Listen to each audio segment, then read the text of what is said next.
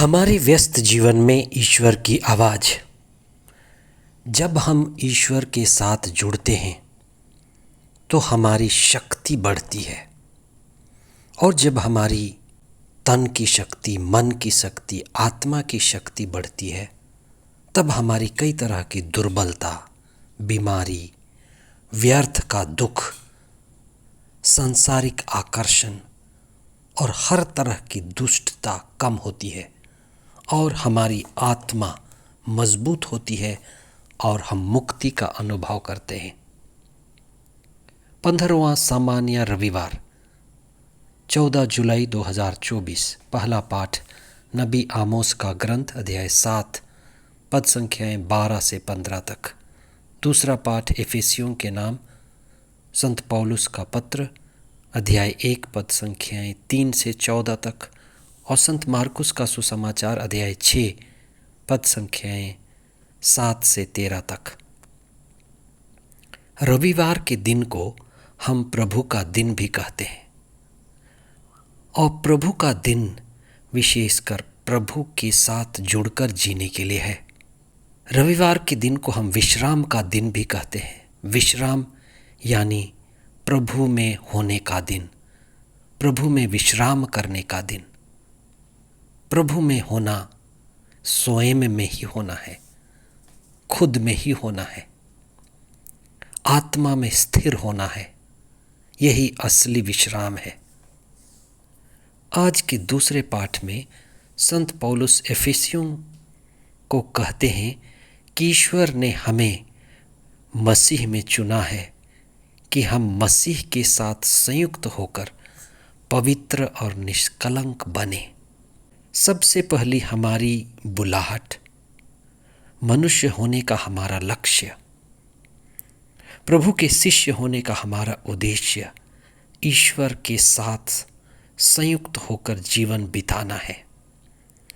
हर मनुष्य के लिए, चाहे वह किसी भी धर्म का क्यों न हो, मनुष्य का सबसे पहला कर्तव्य सत्य के साथ जुड़ना, आत्मा के साथ जुड़ना, बोध और चेतना के साथ जुड़ना।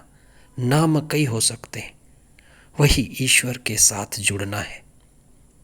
हमारी मंजिल प्रभु से संयुक्त होकर जीवन बिताना है। जब हम प्रभु में संयुक्त हैं तो हमारे अंदर सत्य, पवित्रता, परिपक्वता ये बढ़ता है। जब हम प्रभु से संयुक्त हैं तब हमारे अंदर दिव्यता, परम आनंद, आध्यात्मिकता, प्रभु का प्रेम बढ़ता है। संसार से, मोह माया से हमारा ध्यान और आसक्ति हटती है। इसलिए हम ये निर्णय कर पाते हैं कि हमें आत्मा को, ईश्वर को, सत्य को समर्पित होना है, और हमारा असली आनंद बाहर नहीं, संसार में नहीं, इंद्रियों में नहीं, स्वयं में है। आज के पहले पाठ में नबी आमोस, जो ईश्वर के सच्चे नबी थे, उस समय के झूठे नबी अमाशय के साथ अपनी आत्मा और सच्चाई की बातें बड़ी निडरता से करते हैं। जो प्रभु से जुड़ा है वो निडर हो जाता है।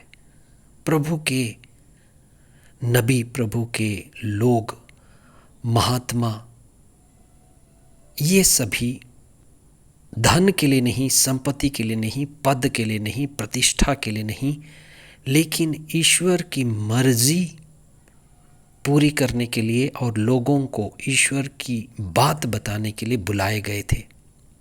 नबी आमोस जो न्याय की बातें करते हैं और ईश्वर के अनन्य प्रेम की बातें करते हैं, वे कहते हैं कि वे तो गुलर की पेड़ की शाखा काटने वाले थे, पशुओं का ख्याल करने वाले थे, लेकिन ईश्वर ने उन्हें नबी चुना, नबी बनाया, जिससे वे ईश्वर की बातें लोगों को पहुंचा सकें। उनका अपना कोई स्वार्थ नहीं है, इसलिए वे बड़े निर्भीकता से ईश्वर की बातें कहते जा रहे थे। यही हमारे लिए भी सच्चा और अच्छा है कि हम नबी का स्वभाव धारण करें, हम झूठ का सामना लगातार करें। ईसा इसलिए अपने शिष्यों को, विशेष करके अपने प्रेरितों को बुलाकर लोगों के बीच भेजते हैं और सुसमाचार का संदेश पहुंचाते हैं कि वे ईश्वर के लोग हैं और ईश्वर उनसे प्यार करते हैं। हम सभी ईश्वर से संयुक्त हैं, ईश्वर ही हमारा स्रोत है। हम ईश्वर से संयुक्त होकर जीने के लिए बुलाए गए हैं। आज आप इस पर विशेष चिंतन करें कि ईश्वर ही हमारा स्रोत है और हम उनके साथ जुड़ें। और जब भी हम ईश्वर से जुड़ते हैं मौन होकर, व्यक्तिगत प्रार्थना के द्वारा, प्रभु के दिव्य वचनों को सुनकर, तो हमारे अंदर आंतरिक ऊर्जा बढ़ती है और हमारी सारी ऊर्जा अच्छी चीज़ों में लगती है। और जब हमारे अंदर आध्यात्मिक ऊर्जा बढ़ती है तो हमारी दुर्बलता, हमारी कई बीमारियां, व्यर्थ के दुख, संसार का आकर्षण और हर तरह की दुष्टता, यहाँ तक कि दुष्ट आत्मा का प्रभाव, नकारात्मक शक्तियाँ, बुरी ताकतें हमें छोड़ने लगती हैं, हमारी आदत बदलती है।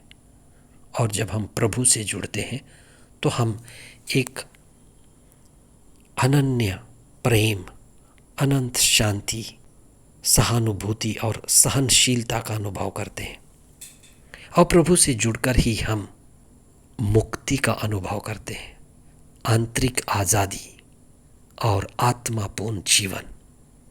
यही मुक्ति हमारे अंदर बढ़ता है, उसी मुक्ति में बढ़ें, यही छुटकारा है और मुक्ति ही हमारे जीवन का परम उद्देश्य है। आप आनंदपूर्ण जीवन बिताएं और मुक्ति की ओर बढ़ते जाएं। आमीन।